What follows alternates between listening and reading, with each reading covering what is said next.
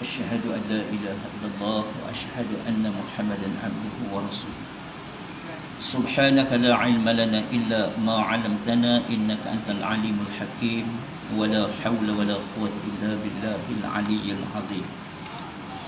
Assalamualaikum warahmatullahi wabarakatuh. Yang saya muliakan saudara saya, anak-anak saya selaku tuan imam, Imam Isyak dan insya-Allah Imam Tarawih, saf kepimpinan, pengerusi serta seluruh ahli jawatan kuasa, muazzin, bilal kita dan seterusnya, tuan-tuan muslimin, muslimat, hadirin hadirat yang dirahmati dan dikasihi oleh Allah Subhanahu wa taala. Alhamdulillah, pada malam ini kita meneruskan agenda selaku umat Islam yang mana kita beribadah pada bulan Ramadan dilipat gandakan dengan ibadah sunat. Seperti mana dalam tazkirah-tazkirah yang lalu juga saya sebutkan bahawa kita kena lihat kesinambungan apa yang berlaku, satu demi satu peristiwa-peristiwa Islam itu ada kaitannya.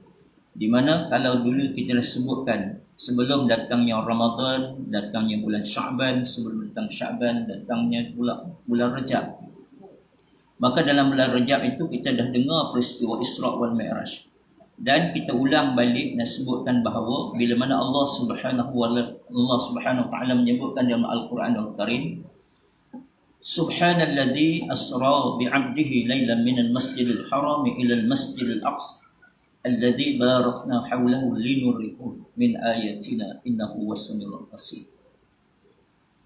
Allah Subhanahu wa taala perjalankan baginda Nabi SAW pada waktu malam. Eloknya pada waktu siang boleh tengok keindahan, cantiknya sepanjang perjalanan. Naik kereta api malam tak nampak apa, naik bas, naik kereta api siang nampak juga. Tapi kenapa dibawa waktu malam? Kerana dibawanya waktu malam itu daripada masjid ke masjid, simbol pengibadatan. Masjid tempat ibadat, bukan tempat pergi duduk melepak ataupun pergi duduk relax-relax, buka daun truk cari kawan di situ. Tapi tempat ibadah.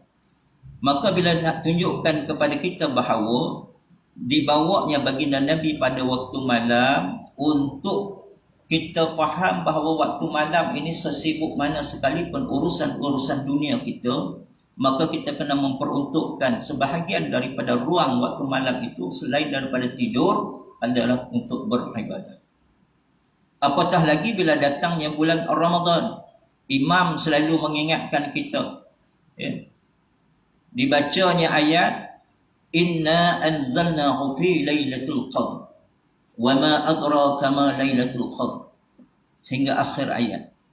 Nak bagi tahu pada malam-malam penghujung Ramadan ada malam yang sangat bermakna bagi umat Islam untuk mendapatkan ganjaran. Malam Lailatul Qadar. Semua orang tahu, kadang-kadang imam baca ayat belum habis dia dah faham dulu dah. Tapi yang kita pelik dalam masa dia faham, makin hujung Ramadan makin kurang. Termasuk dengan surau tuan-tuan tu nampak kurang juga sikit. Nampak kurang juga dah. Padahal tahu tu, kita tahu pada penghujung tu adanya malam yang sangat bermakna.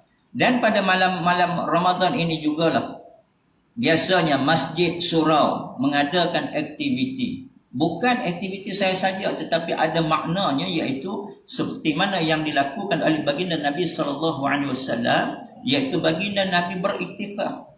Iktikaf di masjid, ikat perut, ikat kain, beriktikaf di masjid. Supaya apa? Supaya dapat ganjaran. Tidur pun dapat pahala.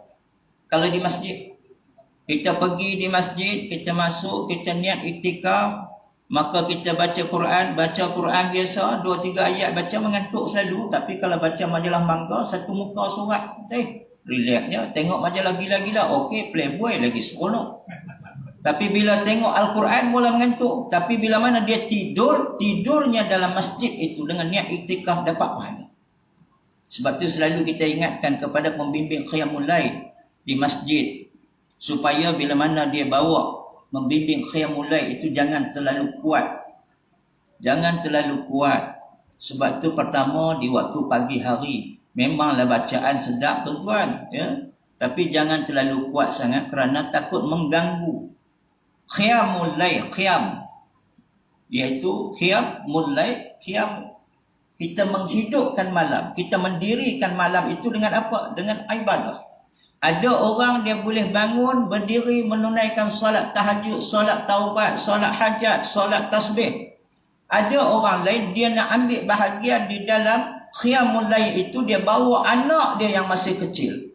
Sebab itu yang ada. Tapi dia nak dapat keberkatan itu, dia bawa pergi masjid, dia tidur di penjuru masjid, maka dia naik niat iktikaf, anak tidur, dia bangun baca Quran.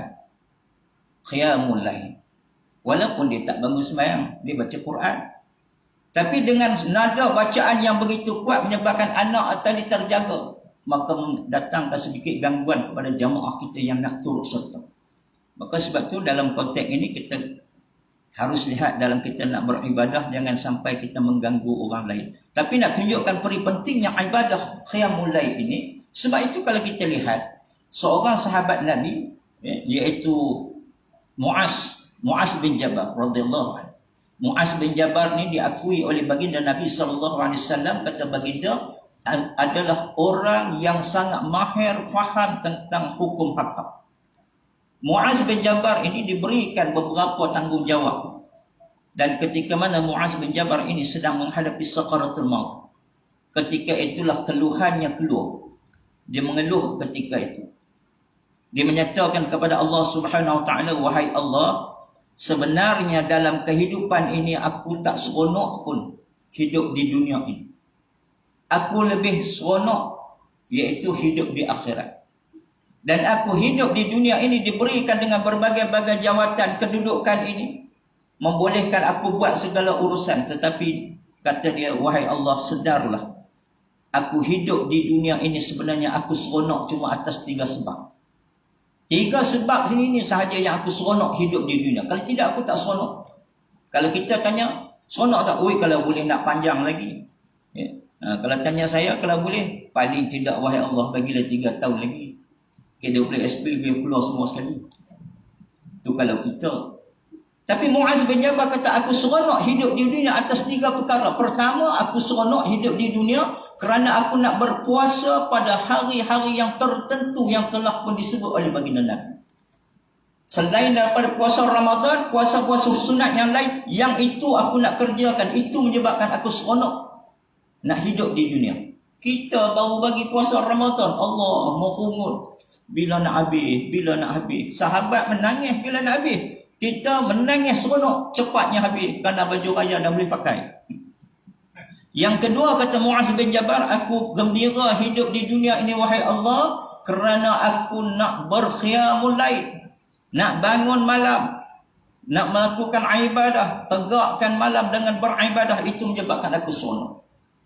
Kerana kekuatan qiyamul lail ini, kalau tuan-tuan lihat sejarah yang tuan-tuan dah sedia maklum bagaimana Panglima Islam Salahuddin Al-Ayyubi, ketika mana dia bawa tentera-tentera Islam pergi nak berperang, berkemah pada malam itu kerana besoknya akan bertempur dengan musuh. Pertempuran di zaman dulu 1 lawan 1. Bukan macam sekarang. Sekarang penakut tembak daripada jauh. Yahudi berani dengan Palestin main tembak jauh, cuba berhadapan satu dengan satu. Tak kira lah. Wanita Palestin sendiri pun dia berani berhadapan dengan Yahudi laknatullah. Tapi zaman dulu peperangannya 1 lawan 1 bertempur. Dan ketika mana malam itu mereka berehat kerana besok nak bertempur, sepatutnya pada malam tersebut tentera-tentera Islam ini mereka akan berehat, mengumpul tenaga seberapa yang boleh kerana besok nak mengerahkan tenaga mereka untuk bertempur mencari kemenangan dalam Islam.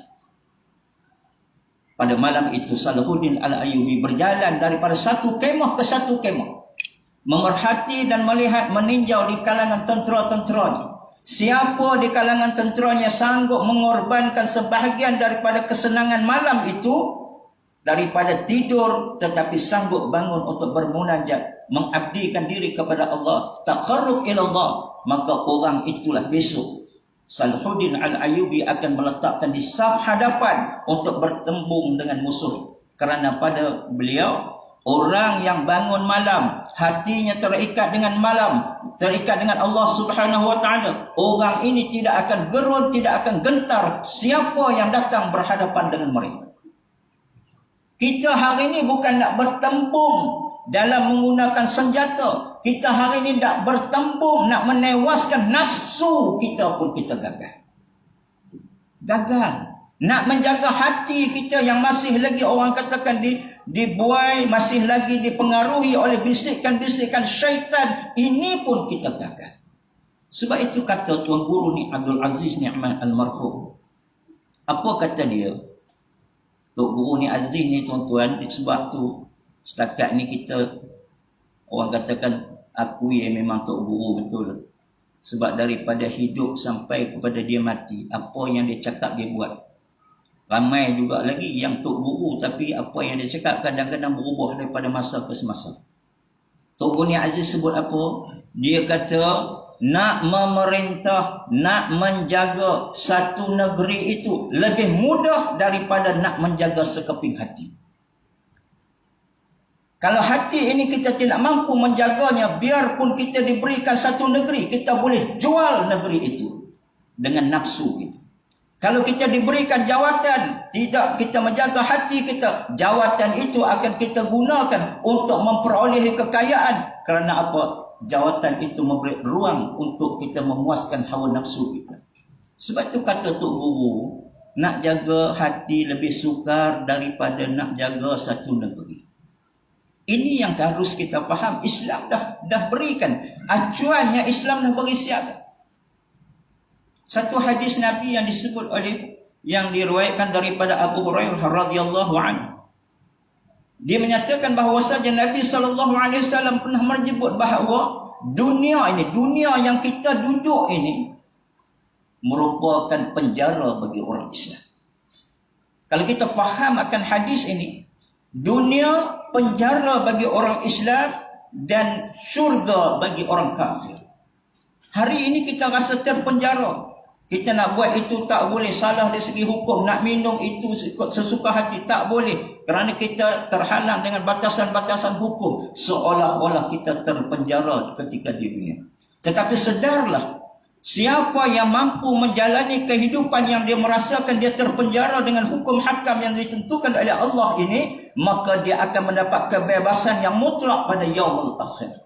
Tetapi mereka yang merasakan dia bebas pada hari ini, dia meninggalkan apa yang diperintahkan oleh Allah, melanggar apa yang tegah oleh Allah, maka besok dia akan terpenjara di dalam neraka Allah. Neraka Allah di kedalamannya amat dalam. Dan nak sebutkan ketika itu tuan-tuan, baru kita sedar. Sebab tu hari ini kita katakan bahawa hari ini kita dah pun masuk kepada penghujung-penghujung Ramadan. Tetapi masih ramai orang Islam yang tak faham tentang peranan tanggungjawab sebagai orang Islam. Dalam pertemuan yang lalu saya dah sebutkan, rukun Islam 5, rukun Muslim 2. Rukun Islam kita boleh gugurkan tentang kewajipan menunaikan ibadah haji kalau kita tak ada kemampuan. Rukun Islam kita boleh gugurkan kewajipan mengeluarkan zakat kalau kita memang fakir, miskin. Rukun Islam kita boleh gugurkan daripada berpuasa kalau kita orang yang uzur. Tetapi dalam rukun Islam, dalam rukun Muslim, iaitu solat, tak boleh sama sekali kita tinggalkan.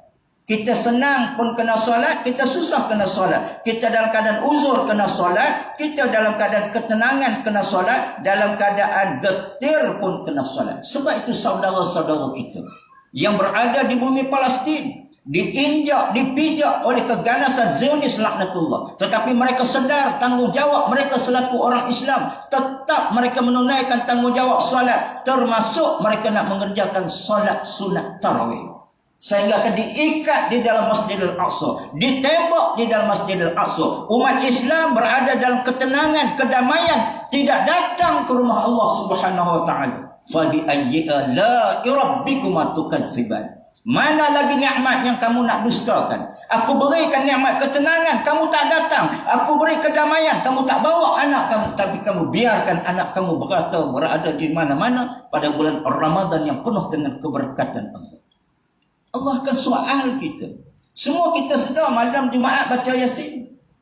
Ada yang tak kata kalau mana Jumaat tak payahlah baca Yasin, tengah kita baca lah surah Al-Kahfi. Ini guru Wahabiyah ni tak bagi baca Yasin malam Jumaat.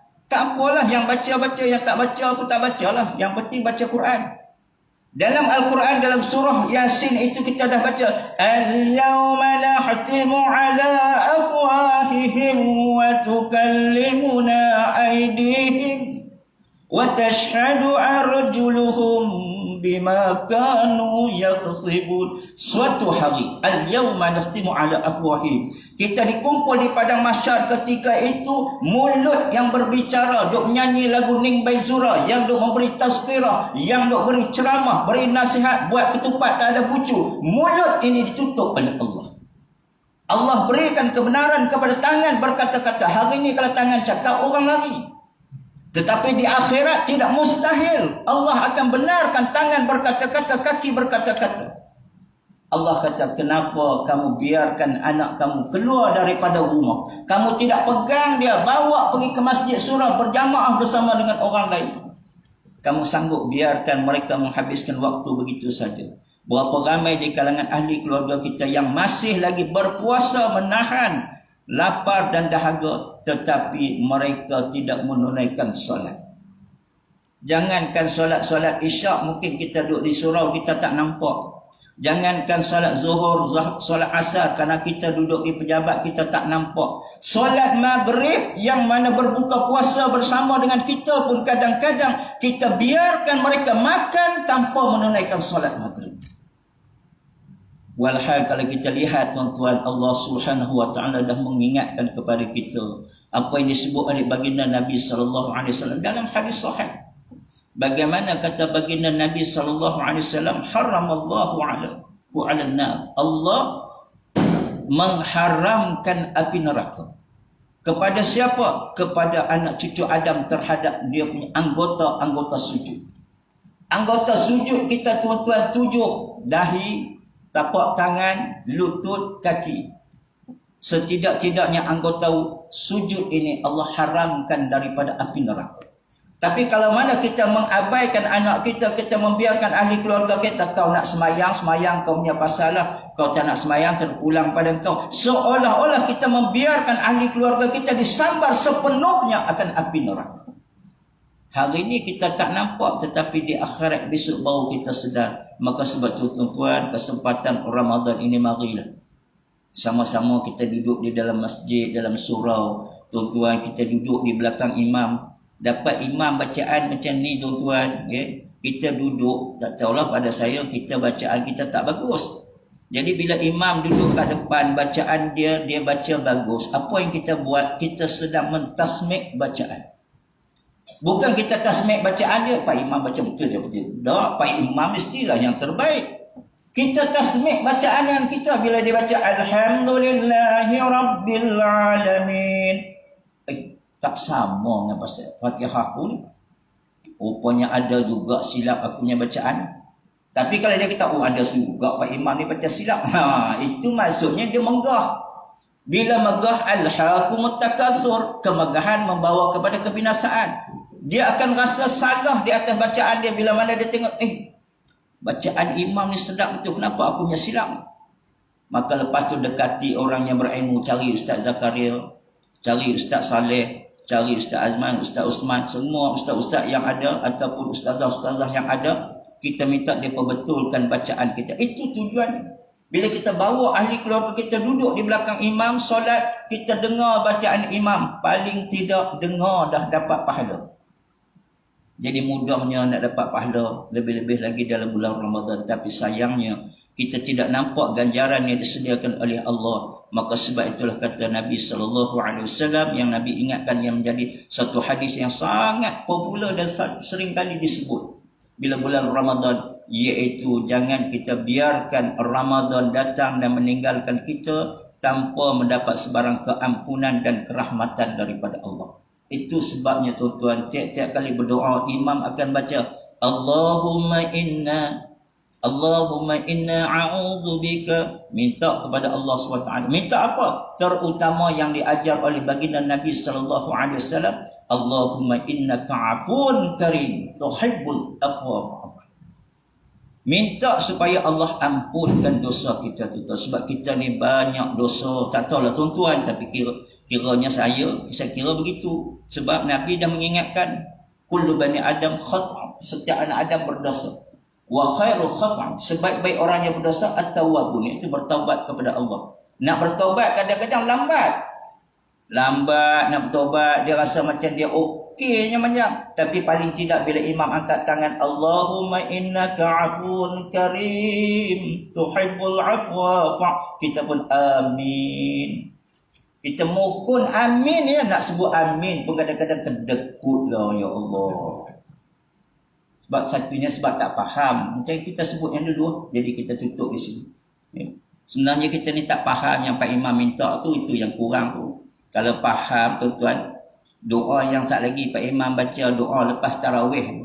Doa itu Pak Imam minta supaya Allah berikan kepada kita syurga. Nak syurga tak? Semua nak. Amin. Tapi sebab dia baca, ya minta sebut jannah. Tak apa nak faham. Cuba, wahai Allah, kurniakan kepada kami syurga. Pak Imam minta apa? Minta dikurniakan kepada kita bidadari. Pun kita tak faham dalam bahasa Arab. Cuba Pak Imam ditranslate dalam bahasa Melayu. Ya Allah, kurniakan kepada kami janda-janda yang cun melecun, ya Allah. Amin. Tu baru janda. Ni kan pula bidadari. Tengok belah sini, nampak sebelah sana. Air ludahnya jatuh ke dunia ni tuan-tuan. Allah harun semerbak. Suruh bini kita ludah kat muka. Tengok tak pelempang lagi. Nak tunjukkan bidadari ni hebat. Tapi ibu jangan bimbang lah. Akan dapat juga. Jangan bimbang. Saya marah berkata saya promote orang lelaki jada, orang perempuan pun jangan bimbang. Yang di sebelah tabir itu akan jadi ketua bidadari, kata baginda Nabi sallallahu alaihi wasallam. Isteri akan menjadi ketua bidadari. Sahabat tanya dia, ke ya Rasulullah? Ya, dan dia akan lebih cantik daripada bidadari selaku ketua. Kita fikir logik akal, bini aku nak cantik kena badan macam Budi Baja je pun. Itu sekarang. Di akhirat tak sama macam tu. Kalau nak ikut macam tu tuan-tuan, sahabat kita Haji Kasim di atas kursi dah. Macam mana nak bagi bidadari sampai 70 orang? Tak larat nak gemui. Tapi bila di akhirat Allah dah beri waktu tu kuasa tenaga, kuasa kuda lain. Sebab tu disebut oleh baginda Nabi, orang tua tak ada dalam syurga. Bukan masuk orang tua macam Haji Kasim tak masuk syurga. Haji Kasim jadi muda balik, sweet 70.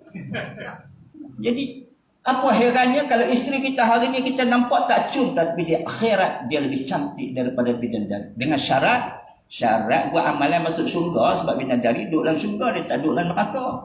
Ni duk kira marah bidadari, aku nak jadi ketua bidadari, tapi lawan suami cakap sepatah, dia 10 nang buka tinang kui. Jadi tuan-tuan, akhir di situ mudah-mudahan walaupun tazkirah dalam keadaan bersantai macam ni, saya harap tuan-tuan dapat mesej, iaitu jangan biarkan Ramadan meninggalkan begitu. Pergiatkan amalan kita, ingatkan ahli keluarga kita, qu anfusakum wa ahlikum nar, supaya kita tidak dipersoalkan dan dipersalahkan Allah pada yaumul akhirat, insyaallah. A'udzubillahi minasyaitonir rajim. Bismillahirrahmanirrahim. Alhamdulillahirabbil alamin wassalatu wassalamu ala Rasulillah wa ala alihi washabbihi ajma'in. Allahumma faqihhum fid din. Ya Allah, fahamkan kami ya Allah dengan agama-Mu, permudahkan bagi kami dalam melaksanakan segala tuntutan agama-Mu ya Allah. Ya Allah, sesungguhnya pada malam ini dan pada malam-malam yang berikutnya di dalam bulan Ramadan, Engkau membebaskan penghuni api neraka-Mu ya Allah. Kami merayu kepadamu, jadikanlah diri kami, kedua ibu bapa kami, ahli keluarga kami, seluruh jamaah yang hadir beserta ahli keluarga masing-masing, seluruh umat Islam yang berada di serata dunia. Jadikan kami dan juga mereka semua di kalangan hamba-Mu yang Kau bebaskan daripada azab api neraka ya Allah. Ya Allah, kami juga yakin benar yang disebut oleh baginda Nabi sallallahu alaihi wasallam, barang siapa yang dapat mengakhirkan hayatnya dengan kalimah la ilaha illallah dakhalal jannah, itu naikkan syurga. Maka sekali lagi ya Allah, kami merayu pada malam yang penuh dengan keberkatan ini, jadikanlah diri kami, kedua ibu bapa kami, ahli keluarga kami, seluruh jamaah yang hadir, seluruh umat Islam yang berada di serata dunia ya Allah. Jadikan kami sebahagian daripada hamba-Mu yang dikurniakan kelancaran lidah dan bibir, agar kami dapat melafazkan kalimah syahadah ketika mana pun akhiran hidup kami ya Allah. Lalu Kau redha dan kurniakan kepada kami nikmat syurga-Mu ya Allah. Rabbana atina fid dunya hasanah wa fil akhirati hasanah wa qina adzabannar. Walhamdulillahi rabbil alamin.